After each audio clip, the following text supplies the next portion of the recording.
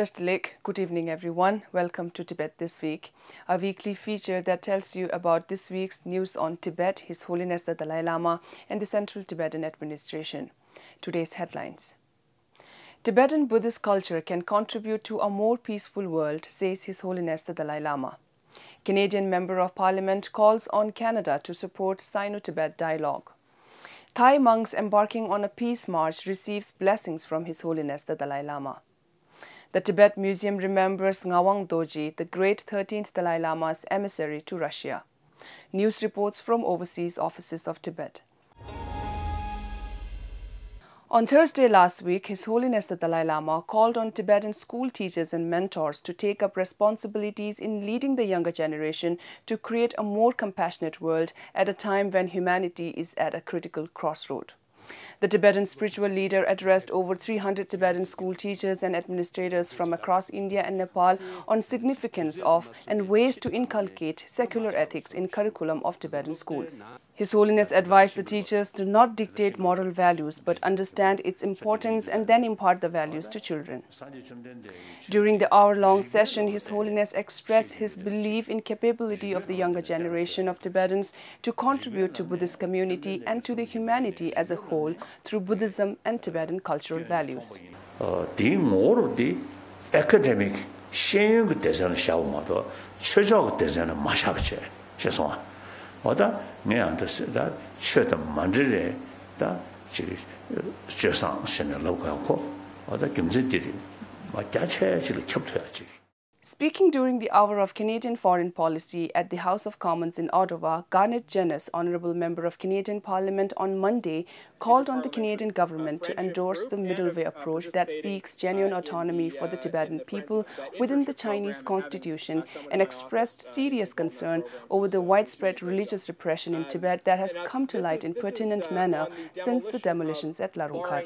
In 2016, the Chinese government began the wide-scale demolition of Larungkhar, one of the largest Tibetan Buddhist centers in the world, with plans to downsize it by 50% and evict half of its 10,000-plus residents. The evictees are forced to sign a document pledging to neither return to the institute nor continue their practice in their hometowns.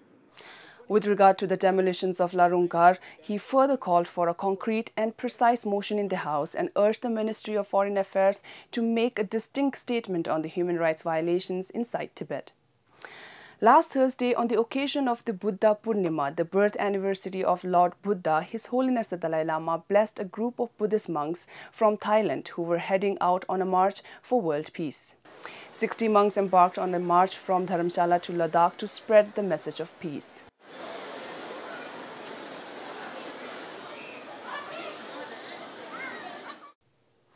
The Tibet Museum of Department of Information and International Relations, Central Tibetan Administration on Friday remembered Ngawang Dorji, the Russian-born Buddhist scholar who was the great 13th Dalai Lama's emissary to Russia.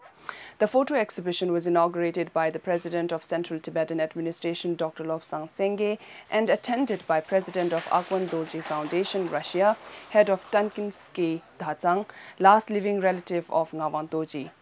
In his inaugural address, President Dr. Lobsang Sengye remarked Ngawang Dorji as a seminal figure and paid tribute to his extraordinary contribution towards Tibetan political history.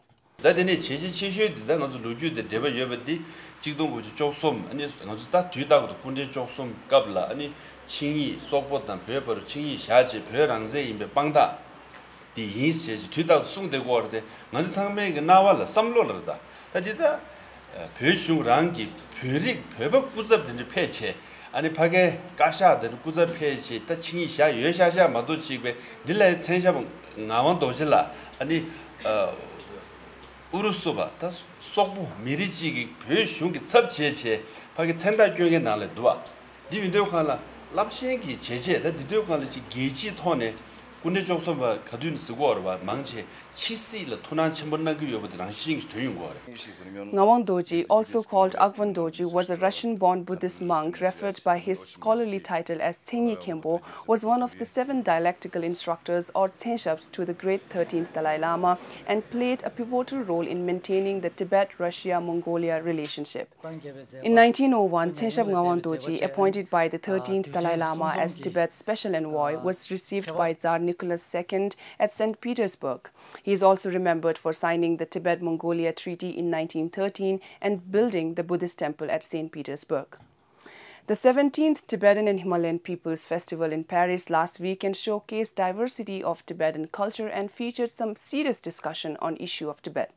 Organized by Maison du Tibet and Bureau de Tibet Paris, the festival was inaugurated by Senator Michel Raison, President of Tibet Group in French Senate, Representative Teshi Phuntsogov, Office of Tibet, Brussels. Coinciding with the 35th United Nations Human Rights Council session in observing 2017 as a year of campaign, more than 1,000 Tibetans and Tibet supporters from 6 European countries rallied in Geneva to call on the international community and the United Nations Human Rights Council to act on Tibet. They called on the United Nations member states to hold China accountable for rights violations inside Tibet, especially in the lead up to the upcoming Universal Periodic Review of the People's Republic of China slated for 2018. An annual event of Canada-Tibet Lobby Days 2017 concluded successfully last Wednesday. The campaign saw Tibetan Canadians across Canada gathered in Ottawa, met with their Member of Parliament and urged them to support and stand up for Tibet. Former Senator Consiglio Di Nino, chair of Canada-Tibet Committee, said that the situation inside Tibet deteriorates with each passing day, and if Canada wants closer relationship with China, then human rights in Tibet must be part of that discussion. That is all for today. We'll be back with more news next Friday. Have a good weekend.